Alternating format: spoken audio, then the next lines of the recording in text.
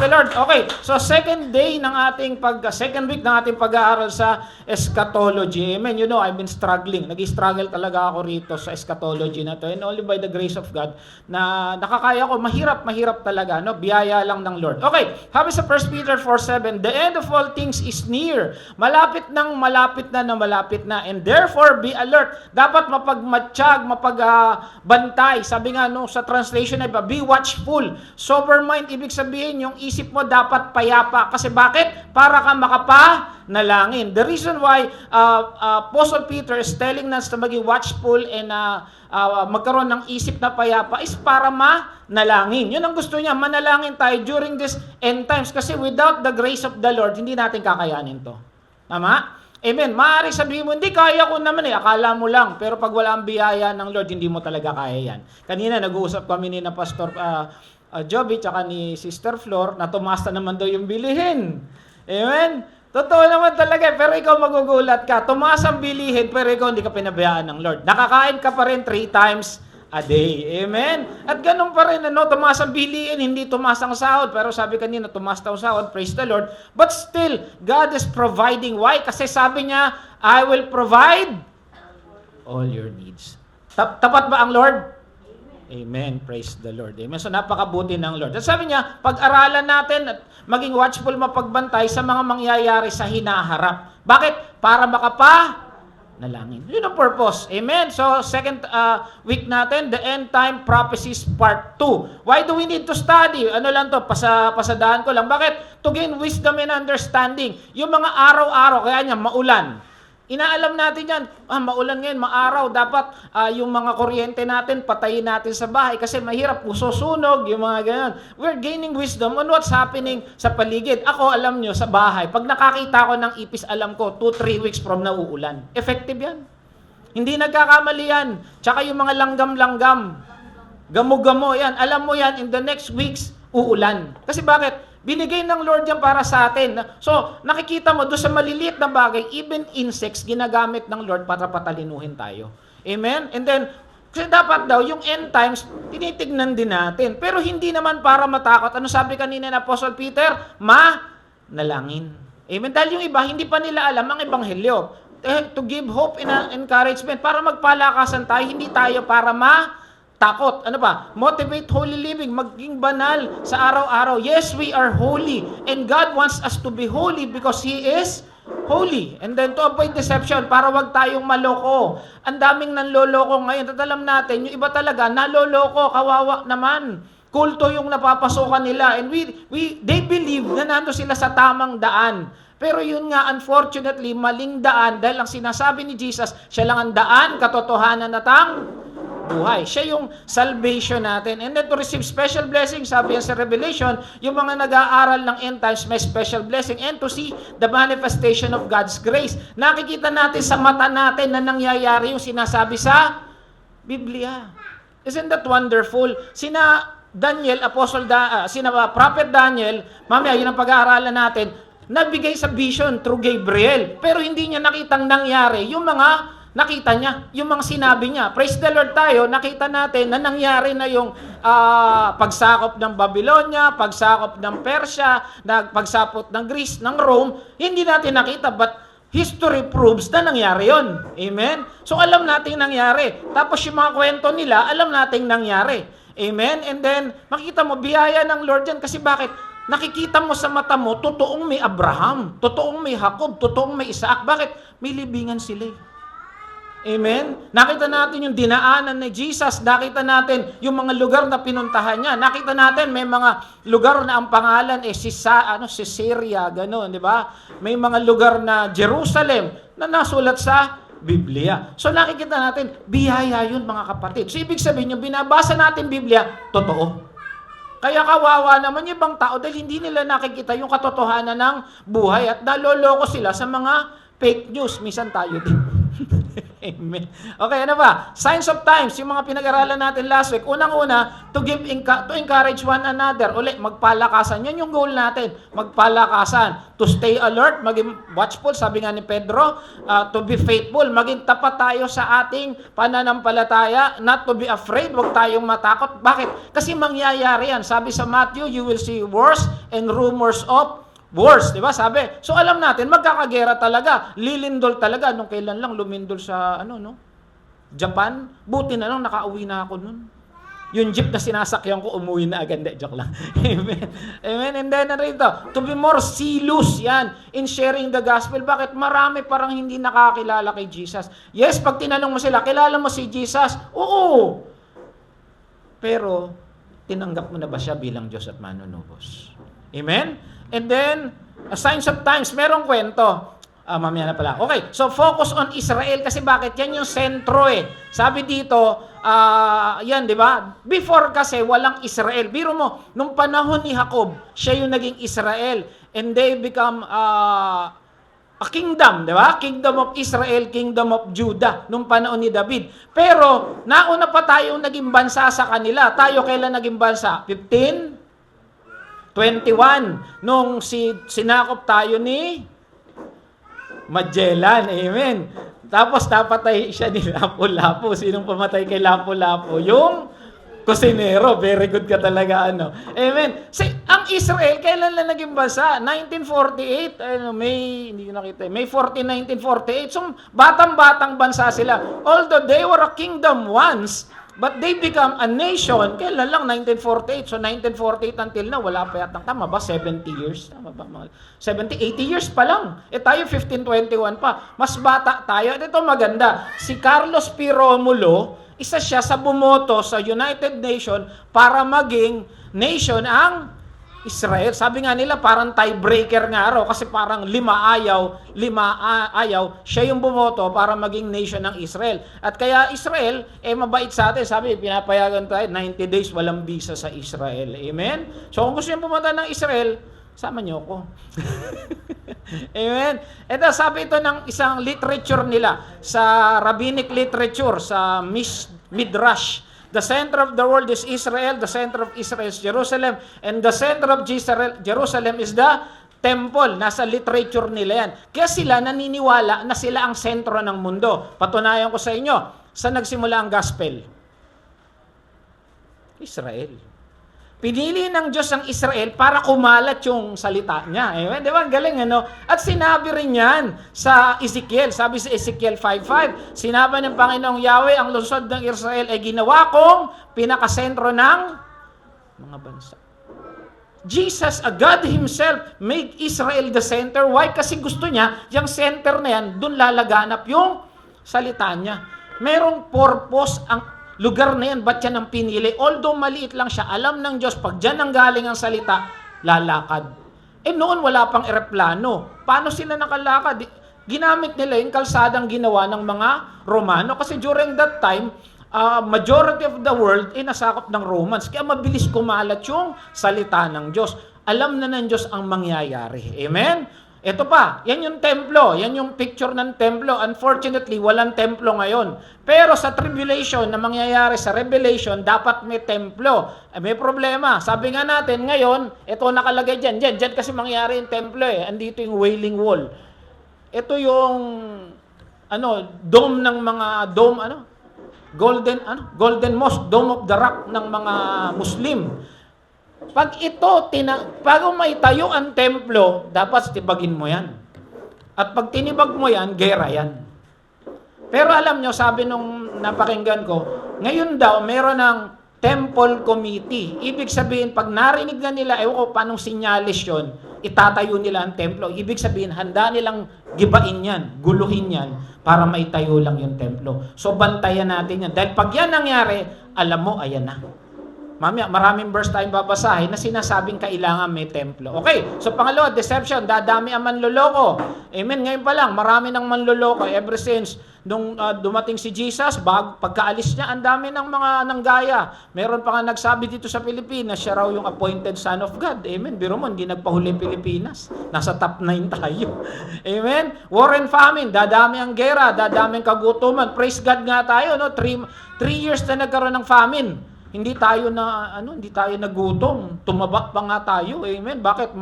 Mabuti ang Diyos. I-increase in natural calamities. Sabi ko na kanina, persecutions. Mapalad tayo, we are not persecuted. Ang laya nating umalis, umuwi, magbahagi ng mabuting balita ng kaligtasan kahit saan. Minsan tayo lang ang may ayaw. Amen?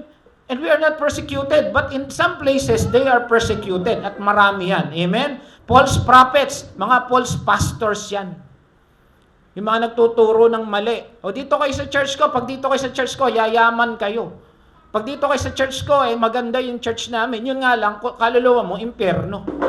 Dito ka na, siguradong tinuturo yung salita ng Diyos. And then increase in violence. Maraming kaguluhan na hindi natin alam. Mapalad tayo dahil tayo ay ligtas dahil sa pagliligtas ng ating Panginoon. Okay, so part 2, ito na, introduction lang yun. Okay, so sabi dito, pag-aaralan natin dalawang tema. Daniel 7th week prophecy and what restrains the rapture. Bago tayo bumalik sa Matthew, sa Olivet Discourse, sa Matthew 24:15. Okay, so yan ang pag-aaralan natin, Daniel 7th week's prophecy. Napakarami palang aklat sa Biblia na tungkol sa kanyang muling pagbabalik. Amen? So, 7 weeks prophecy. Ewan ko nakikita nito. Ito kasi nangyari na. Ito yung sinasabi ko. Ito yung pinrophesy ni Daniel. Ito yung hindi pa nangyari. Ito yung last 7 years o 1 week. Okay. So, background. Nasaan si Daniel nung pinrophesy na yon? Siya ay nandun sa Persia. They were captured by the Babylonians kasi noong 586 BC, kung hindi ako nagkakamali, yung Israel ay nasakop ng mga Babylonia. Tapos itong Babylonia, natalo ng mga Persya. At nandun si Daniel. They were in Babylon, not in their comfort zone. Ibig sabihin, wala sila sa tahanan nila. Kung hindi ako nagkakamali, nasa kaharian pa siya ni Darius, kung hindi ako nagkakamali. And Daniel was praying. So, ibig sabihin, hindi hadlang ang lugar para manalangin. Hindi ka, sabihin mo, ayoko mag-pray dito. No, hindi pwede, kailangan. Sabihin mo, nasa church ka lang, nandun ka lang sa gusto mo, sa kwarto mo. No, kahit saan pwede ka mag-pray pag gusto mo. Amen. Walang pinipili. Ayun na maganda kay Lord. Hindi mo kailangan ng signal. Amen. Ang sabi ni Daniel 9:4, I prayed to the Lord my God and confessed, Lord the great and... Nasaan siya? Sinakop sila. Nasa lugar siya ng problema, nasa lugar siya ng hindi maganda. Kahit nasa magulo, pinupuri pa rin niya ang Lord.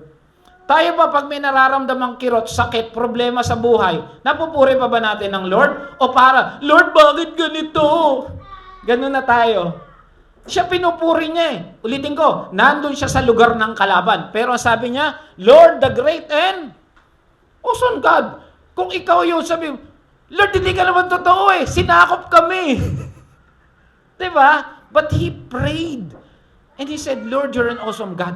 Amen? So, paalala sa atin na wala sa sitwasyon ng buhay, wala sa nararamdaman, nasa sitwasyon ng puso. Kaya nga mga kapatid, kung tatanungin kayo ngayon, ano ang sentro ng puso mo?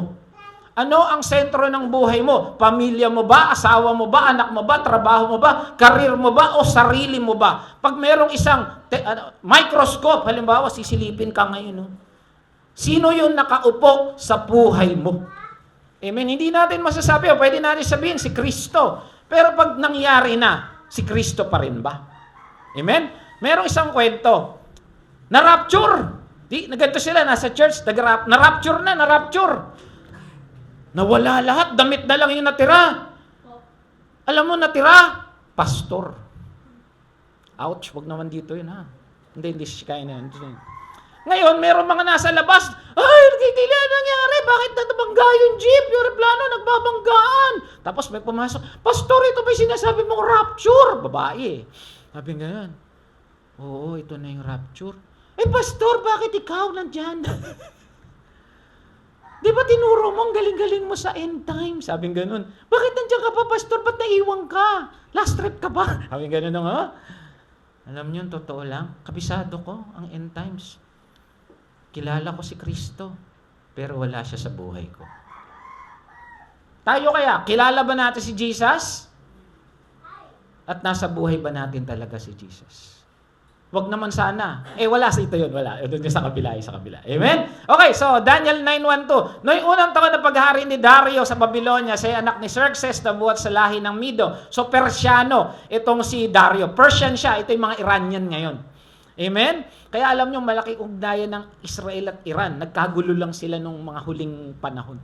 Akong si Daniel ay nagbabasa ng aklat upang alamin ang kahulugan ng 70 taong pagkawasak ng Jerusalem. Merong sinulat yung propeta, malang sino. Ayon sa sinabi ni Yahweh kay propeta Jeremias, nasabi na yan. Amen. May sinabi kay Jeremias, may sinabi kay God kay prophet Jeremiah. Sabi niya, si Jeremiah, madudurog ang buong lupain nang walang mapakinabangan. Alin yan? Yung Israel. Sabi niya, ang kanyang mga mamayan na aalipinin ng hari ng Babylonia. Imagine, hindi pa nangyari na. Nasabi na ng Lord. Bakit? Alam ng Lord eh. Alam ng Lord na yung maaari anak natin maging pastor. Alam ng Lord na yung anak natin maging engineer. Alam ng Lord na maaari yung church natin biglang lumaki. Bakit? Alam ng Lord lahat. Si Lord ang may akda. Sabi nga kanina, kahapon may Bible study kami. Ang tinuro ni pastor yung chosen. Di nag-i-input ka, syempre nag-i-input ka. Ang pumasok sa isip ko, in-reveal ng Lord, yung Ephesians 1:4. Na tayo pinilan yung Diyos bago pa ginawa ang mundo. Akalain mo, sa isip ng Lord, wala pa. Nandun na si Emmanuel, lalagay niya si Shekinah. Wala pa yung mundo, nandun sa isip niya, nandun si Pastor Joby na magiging pastor pala. Wala pa yung mundo, nasa isip niya si Ditas. Natutulungan kami. Wala pa yung mundo. Amen. Isn't that wonderful that God who created everything, nasa isip ka na? Na bukas makalawa, yung mga bata tutugtog. Na hindi natin alam anong mangyari, pero God knows what will happen. Knows what will happen. Kagaya nung sinabi kay Jeremias, alam na niya eksaktong mangyayari. Sabi niya, mawawasak at aalipinin kayo ng 70 years ng Babylonia. So 70 years lang pala, may takdang panahon. Napansin ni Daniel, teka, hindi na Babylonia ngayon Persia na. So ibig sabihin, may mangyayari. Sabi niya, pagkaraan ng 70 taon, paparusahan ko naman ng hari ng Babylonia. Alam na ni Lord yung gagawin niya. Meron siyang, programa ng buhay natin. Alam niya yan. Lord yan Amen? At ang kanyang mga mamayan dahil sa kanilang kasamaan, ibabagsak ko ang bansang iyon at hindi na makakabangon kailanman. Okay. Nakabangon ba ang Babylonia? Nawala ang Babylonian Empire sa history. Naging Iraq sila. Pero nakita niyo Iraq, bagsak. Egypt, once upon a time, they were a superpower. Sinabi na sa Biblia, na mawawala yung ningning nila. Asa ng Egypt? I'm not against those countries. Pinabasa ko lang, pinaniniwalaan ko lang yung sinasabi ng salita ng Diyos.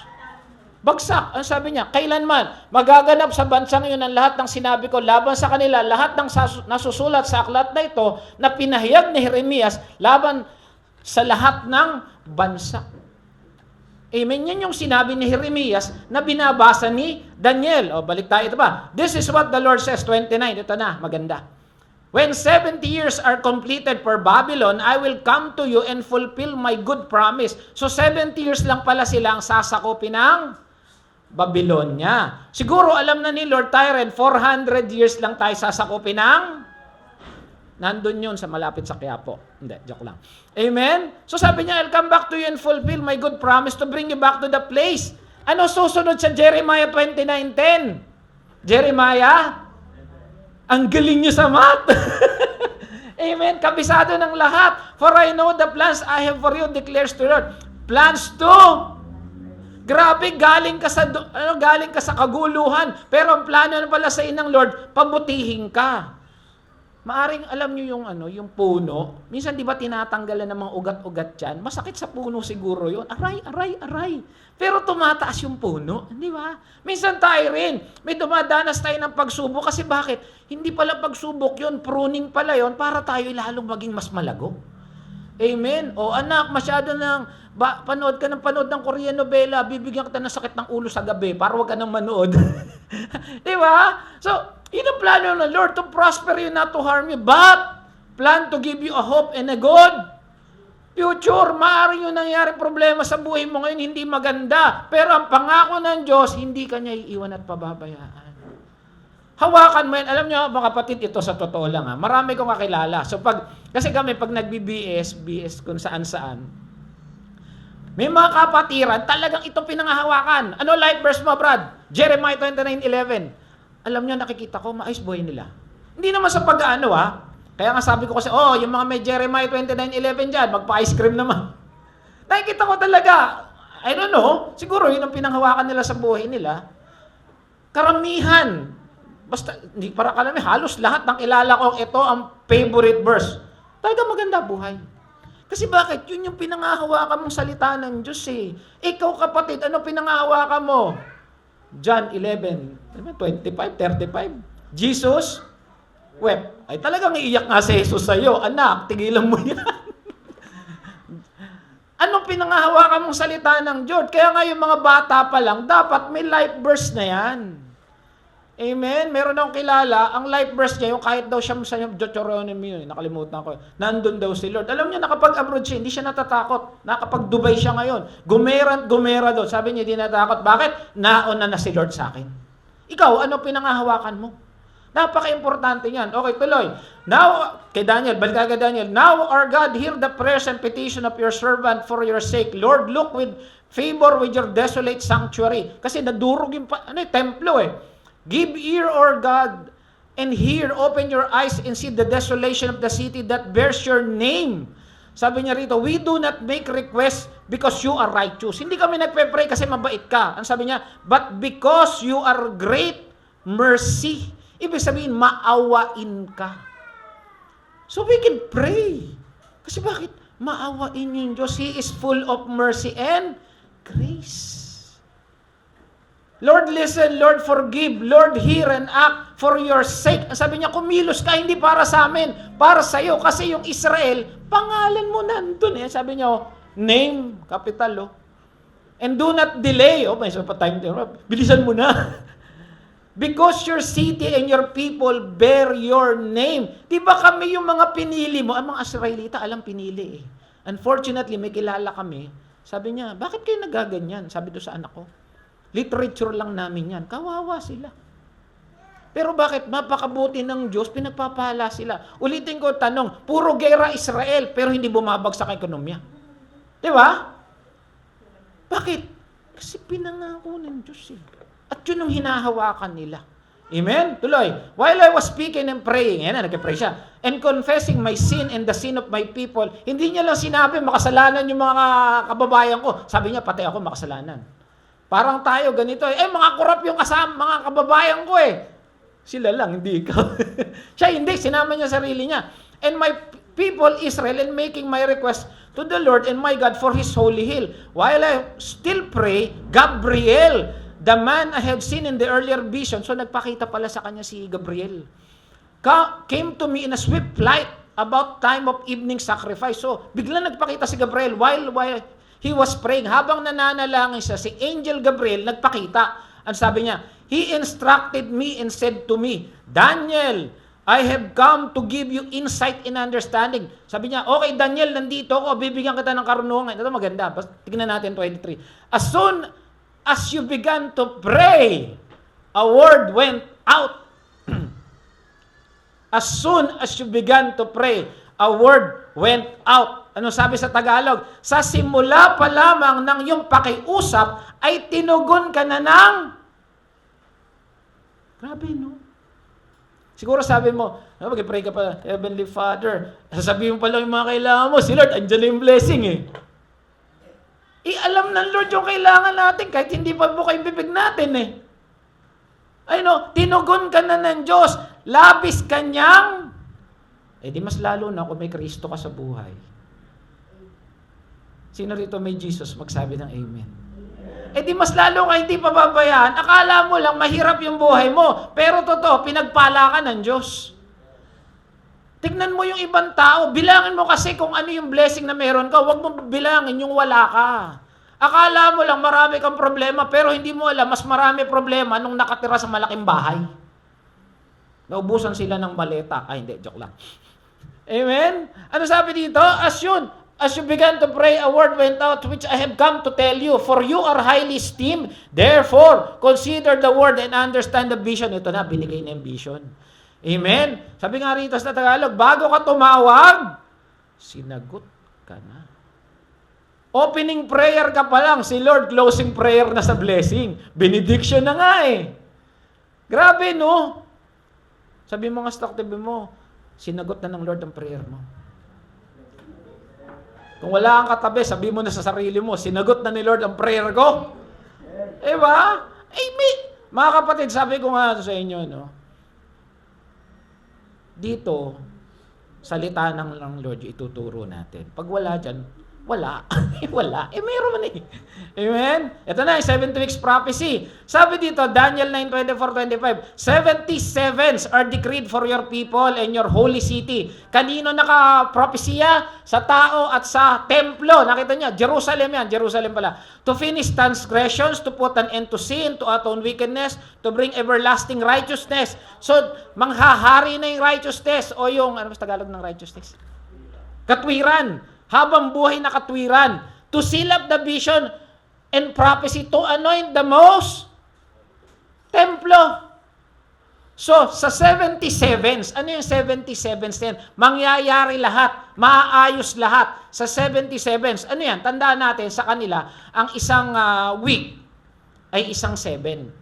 1 week is 7 years pala, sorry. So, mamaya, titignan natin, no? So, 7 years and 1 week, kasi sa ibang translation, 77 weeks yan eh. Okay? Sa Leviticus kasi ito ang sabi. And you shall number Sabbaths or weeks of years for you, 7 times 7 years. So, 7 times 70, the total time of the 7 weeks of years shall be 49. So, yung isang linggo, 7 years. Pero 70 times 7, 7 times 7 weeks, 49. Tama? Tama ba yung mathematics ko? Oh, magaling sila sa math. Kinalculator ko pa yan.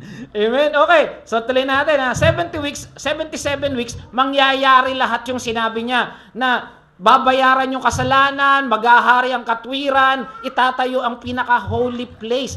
77 weeks. And what is that? 70 times 7 weeks or 70 times 7 years equals 490 years. Yung vision ni Daniel sa loob ng 490 years, tapos ang lahat ng problema nila. Kaya lang, di na niya makikita siguro yun kasi 490 years. Ilan taon ka na? Siguro kasi Methuselah. Pwede, no? Kasi 969 years si Methuselah. Okay, so, verse 25, know and understand this from the time the word goes out to restore Jerusalem. Kailan daw magsisimula yung 490 years? Pag tinayo na yung, ano pa lang, decree pa lang para itayo yung templo. Ayan. To rebuild Jerusalem until the anointed ones. Ito yung first time na ginamit yung word na Messiah sa Bible, sa Daniel. Kasing ibig sabihin ng Messiah, anointed one.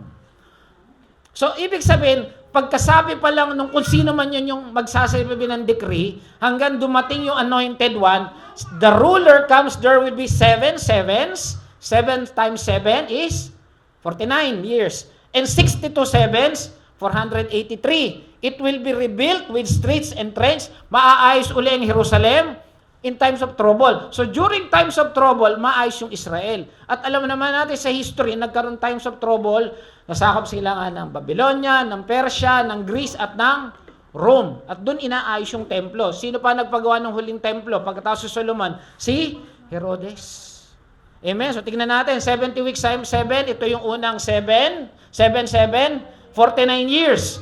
And then another 62 sevens, 434 years. Pag inad mo yan, tingnan natin ha.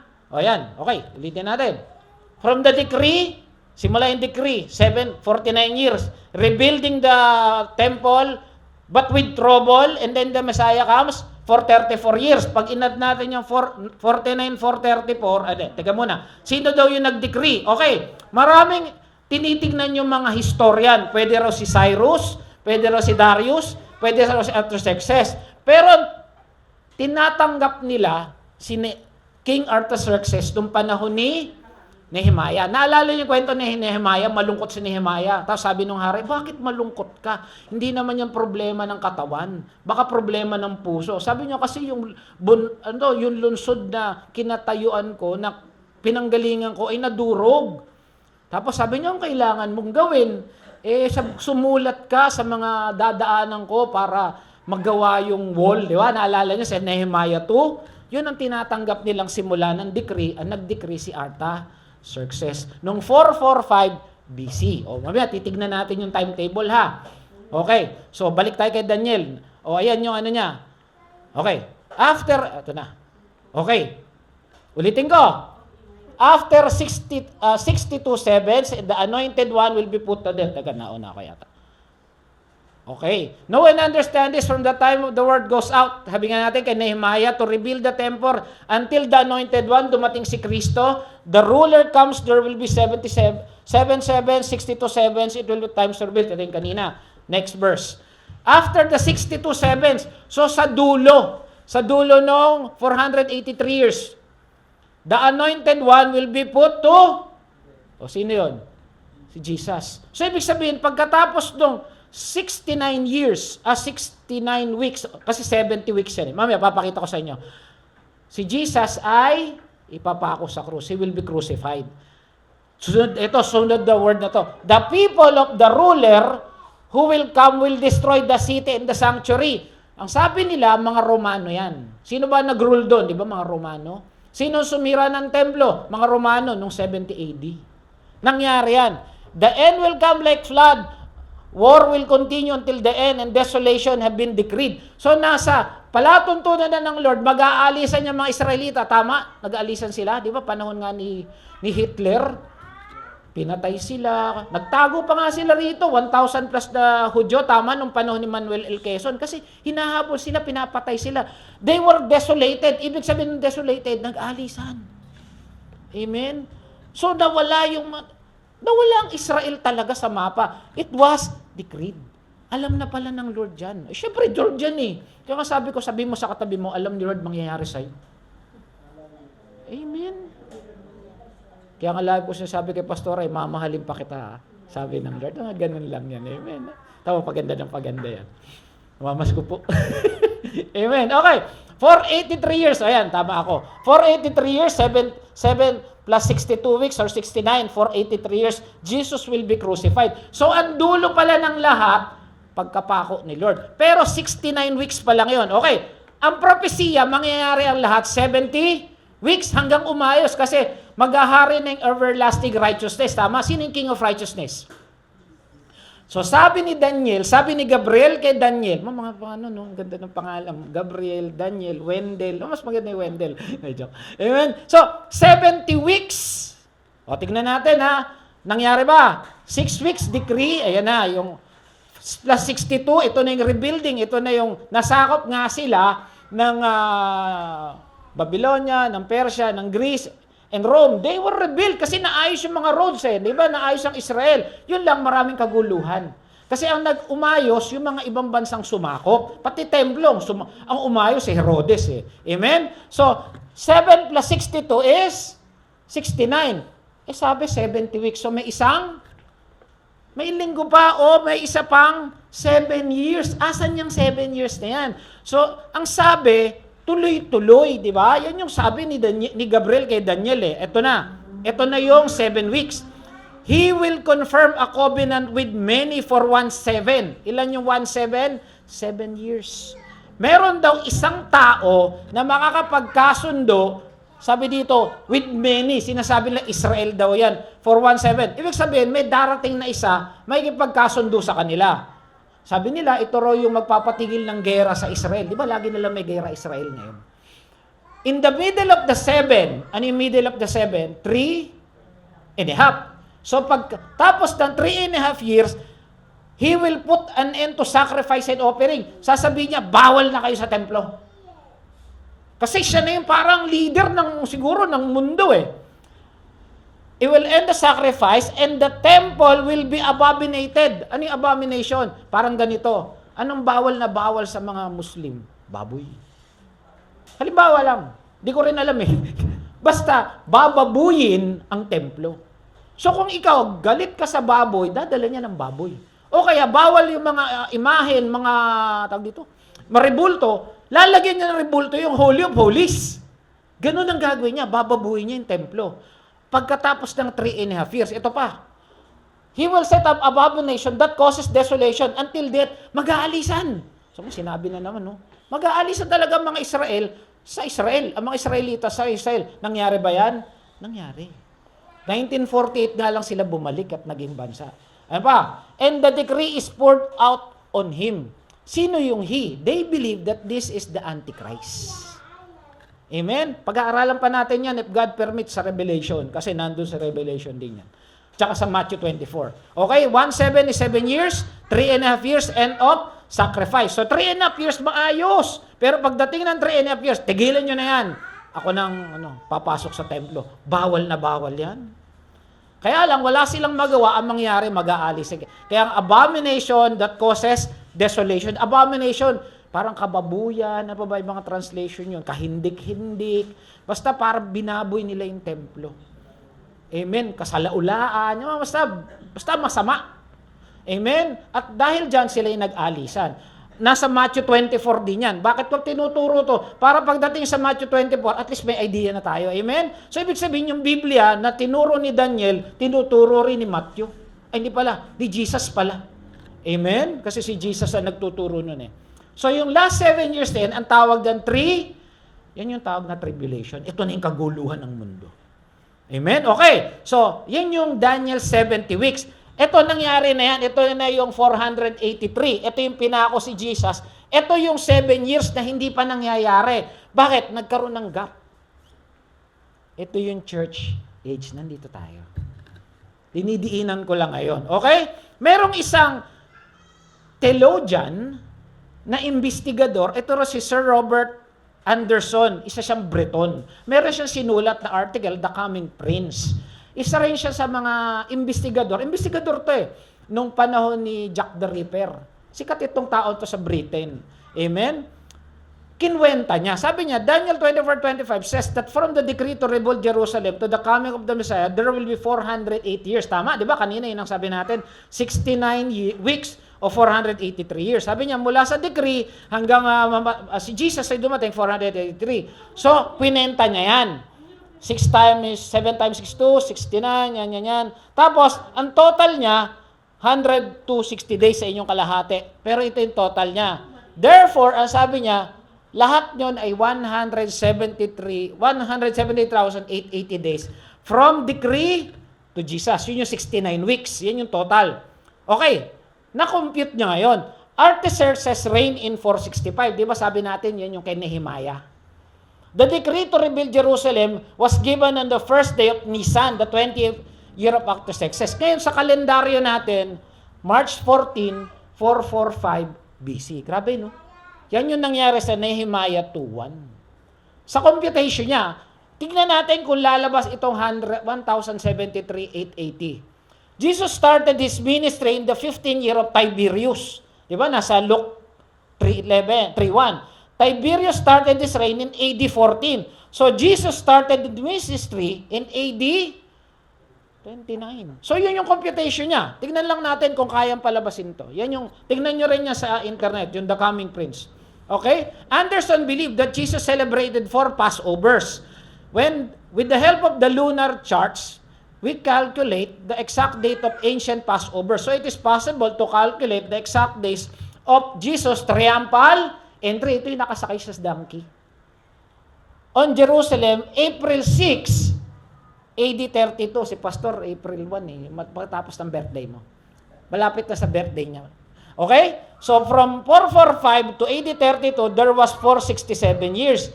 Ito yung total. 1,073,740. May kulang. Kasi kinumpute niya yung taon eh. Yung taon na, yung taon. E di, mali. Kaya natin ha. Yan yung computation niya. 178,880 days. Tapos, pero ito yung dapat lumabas. Ito lang yung lumabas sa computation niya. So, may kulang. Ang kulang ay 140 days. Ito na. Adjusting the difference between March 14 and April 6, kasi sabi ko sa inyo, taon yung binilang niya eh. Hindi sinabi yung days, may 24 days. Ito pa, adjusting the leap year of 476 years, 116 days. So we can conclude, ito yung unang value, plus 24, plus 116, nakuha niya to. Galing, no? Hindi ko alam kung totoo kasi hindi ako ganun kagaling sa math. Pero ang galing kung totoo yan. Na-compute niya yung sakto. Yung kailan nag-decree, kailan si Jesus. Sabi ko, praise God, ang galing. Binigyan siya ng wisdom ng Lord. Kaya sabi rito ni David, this is the day that the Lord has made and we will rejoice and be glad. Yun lang masasabi mo, praise the Lord eh. Bakit? Bakit po pwedeng sabihin praise the Lord? Sabi ko nga sa inyo, pag nag-aaral ka ng end times, nakikita mo yung biyaya ng Diyos. Bakit? Nakikita mong nangyayari sa mata mo. At ito pinakamaganda, kung darating sa panahon natin ng rapture, ito na yun. Kung hindi man dumating sa panahon natin ng rapture, nandun pa rin tayo kasi sabi, the dead will come first, tama ba? Yung mga patay, o kung patay tayo, di tayo pa rin yung una sa ulap. Kasi tayo yung unang aakyat eh. Alam mo pa rin, wow, ito na yung rapture. So, grabe ano. Nangyayari sa mata natin yung sinasabi sa Biblia na totoo. Kaya nga yung mga ibang tao na hindi alam yung Biblia, akala nila pag pumasok ka sa church, puro praise the Lord, hallelujah, magpakabuti ka. Hindi lang yun. Ang dami pang nasa Biblia na hindi natin alam, na tinuturo sa atin ng Diyos. Amen? Yung nga sabi ko sa'yo, Yod-Heh, Vav-Heh, yung Yahweh, pag kinumpute mo yon sa kanilang, sa Hebrew, ang sabi nun, di ba, behold the hands, behold the nails. Sa pangalan pa lang ni Yahweh, nandun na yung gagawin ni Jesus. Di ba? So those things na nakikita natin, na nasa Biblia pala lahat. Amen? So okay, ito na yun. Balik tayo. So ito yung 483 years. Ito yung 7 years na wala pa. Ito yung church age. Ito yung gap. Nandyan tayo ngayon. Ang tawag dyan, church age o dispensation of grace. We are the time of grace. Kaya tama yung pinag-aaralan natin, biyaya. Kasi biyaya lang naman talaga ng Diyos, kaya tayo nandito eh. Makakanta ka ba rito kung di biyaya? Makakapag-preach ba ako rito kung di biyaya? Hello? Alam ng Diyos kung sino tayo. Alam natin kung sino tayo, kung gaano tayo karumi, kasama. Pero ginagamit tayo ng Diyos. Sabi nga kahapon ni Pastor sabi niya, napakasarap gamitin ng Lord. Bakit? Ginagamit ako ng hari ng mga hari. Yun nga lang, halimbawa lang, mayor. Pumunta ka sa, pinapunta ka ng mayor. Sino ba mayor dito? Sino mayor dito? Kilala niyo mayor? Si Omeng Ramos, si pare. Sabi niya, Flor, pumunta ka sa Tibagan, sabihin mo, pupunta ako bukas, mamimigay ako.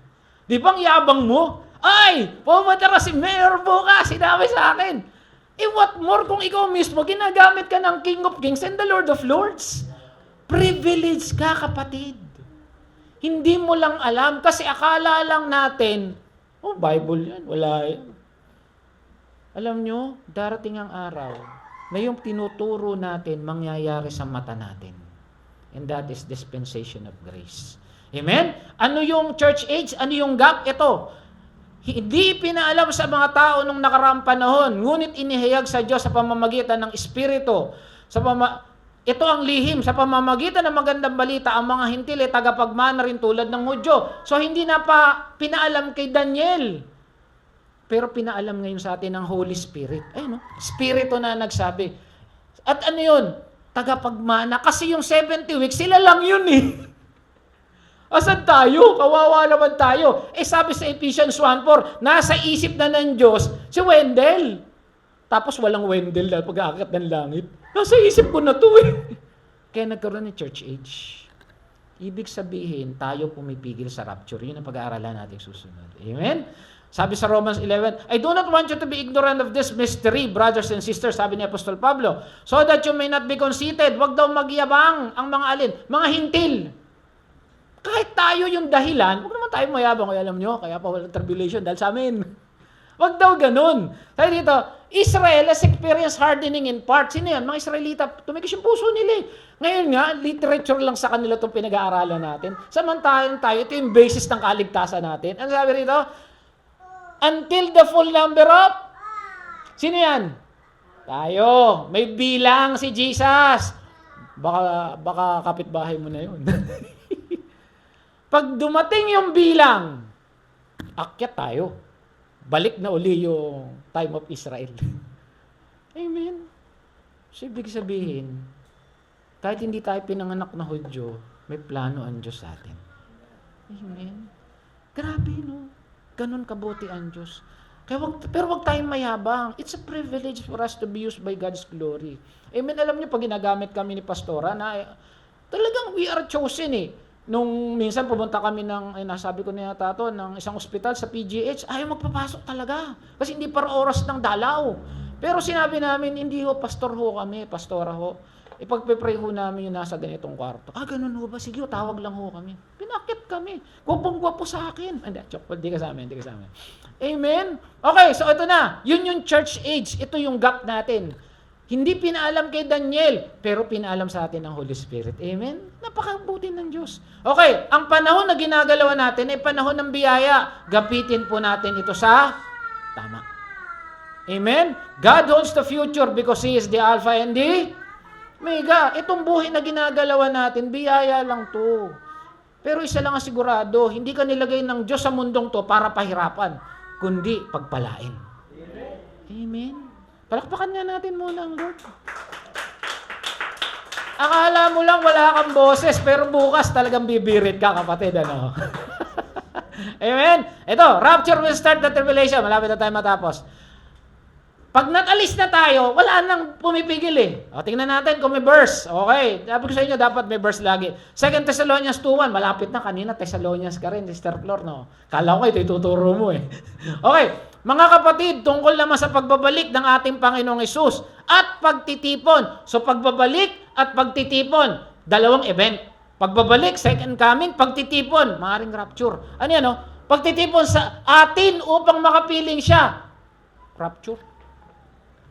Nakikiusap kami sa inyo. Bakit nakikiusap? Na huwag magulong inyong isipan na mabahala kung mabalitaan yung dumating ng araw ng Panginoon. Ano ba itong araw ng Panginoon? Babalikan natin yan.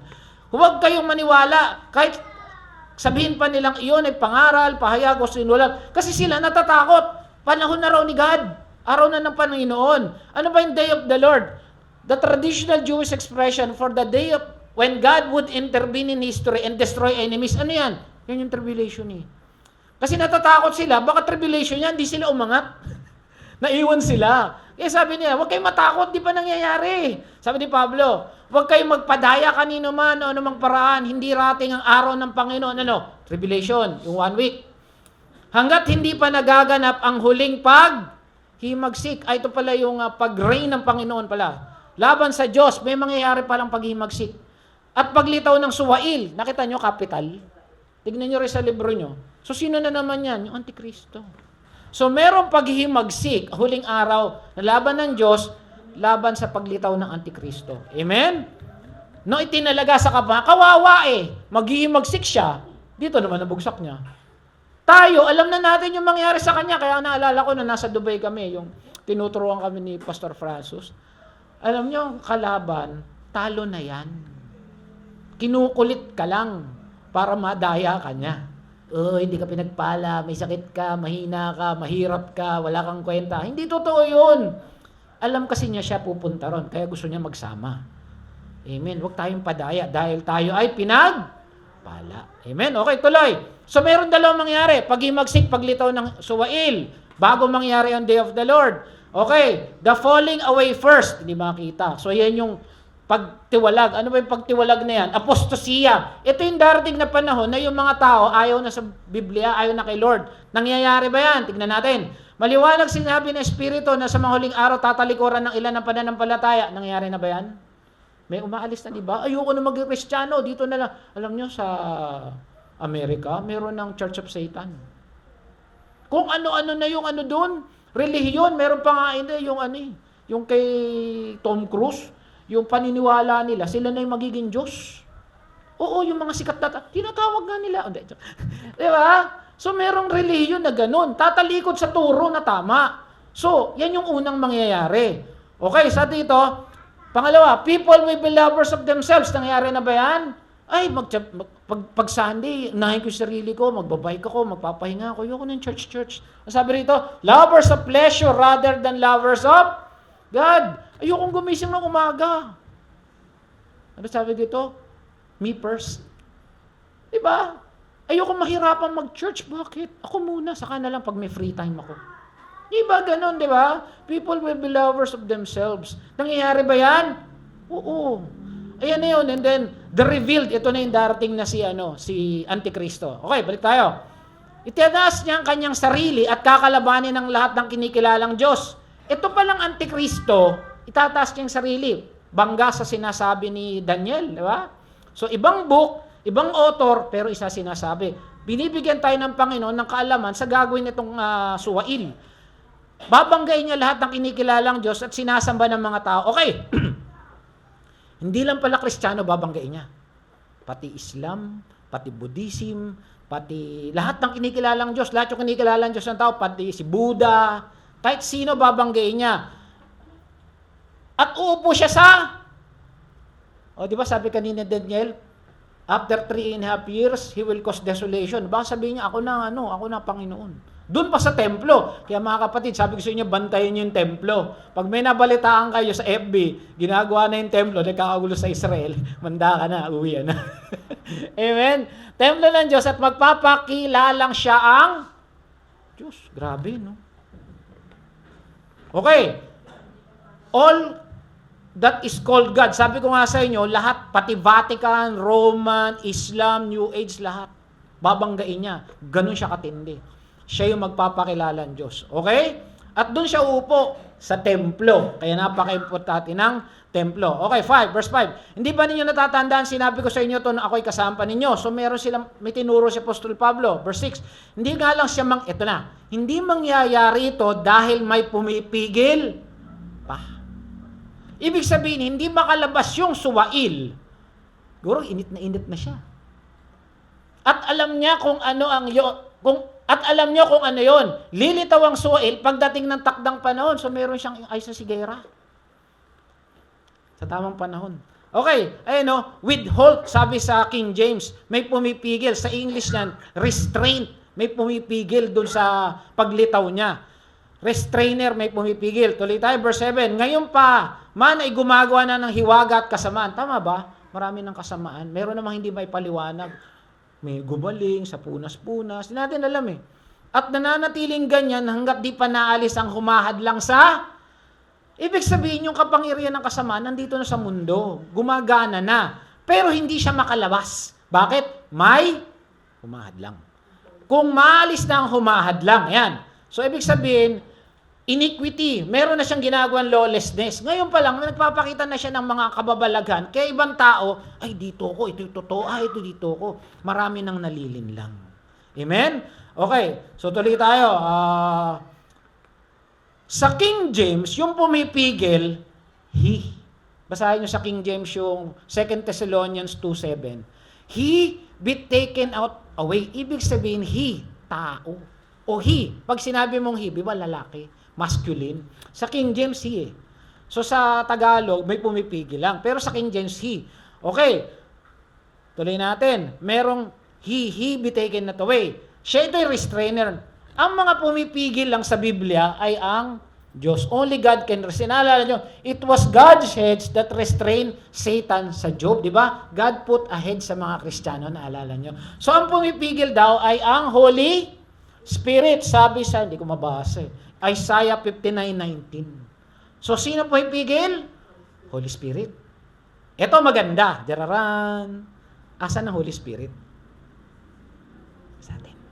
Sabi dito, at Pentecost, the Holy Spirit assumes special relationship to the church. Sino po ipigil? Tayo. Yang katabi mo. Pigil ng pigil. Huwag kang lalabas mamayang gabi. Amen? Ganyan, daming verse eh. Okay? Unless maalis yung pumipigil, which is the church, hindi siya lalabas. Amen? Ayan, may mga Greek pa eh.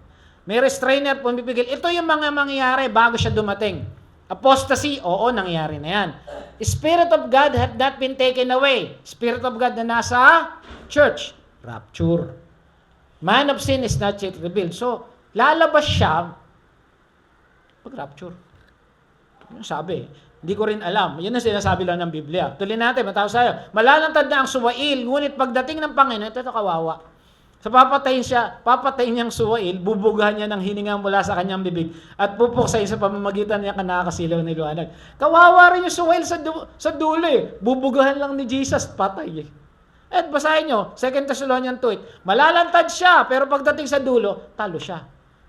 Hindi ba nasa Revelation, dumating si Jesus as the King of Kings, kasama yung church. Pag-aaralan natin yun if God permits. Amen? Okay, ito yung order of events. Apostasy. Restrainer, umalis na. Lalabas na siya. Tsaka darting of day of the Lord. Amen? Di lang maliwanag eh. Chronology. Present age, church age. Nandito tayo. Rapture. Pagkatapos ng rapture, ito na yung 7 years. So, sino pumipigil? Church. Bakit pumipigil ang church? Bakit? Para maghayag ng mabuting balita ng kaligtasan. Kaya tayo nandito, may purpose tayo. Hindi tayo pakending-kending lang para magpasarap, magpahayahay. Nandito tayo para gamitin ng Lord. Amen? Okay, tapos na. Ano natututunan? Pray God. Pray. God answers before you speak. Sabi kanina, di ba ni Daniel? Bago pa ikaw manalangin, nagsumagot na ang Lord. So manalangin kapatid, kano man pinagdadaanan mo, manalangin. Pangalawa, God has a wonderful plan for you. Sabi mo sa sarili mo, maganda plano ng Diyos sa buhay ko. Amen? Okay, pangalito, God reveals almost everything to you. Tama? Lahat na sa Bible? Biro mo, alam na natin yung mangyayari. Sina Daniel, di dyan nakita yung nangyari sa kanila. Tayo nakita natin eh. Nakita nga natin, nasa Israel yung mga pinagpakuan kay Jesus, yung lugar ng pinaglibingan kay Abraham, kay Isaac, nandun sa Israel. Yan, pag napunta kayo, sama niyo ako. Sama mo pala kami. Amen? The Holy Spirit restrains through the church. It was the church that restrained because the Holy Spirit is with us. Amen? You are here for a purpose. Kalabitin mo yung katabi mo, may dahilan ba't nandito ka. Amen? And then, be faithful and committed.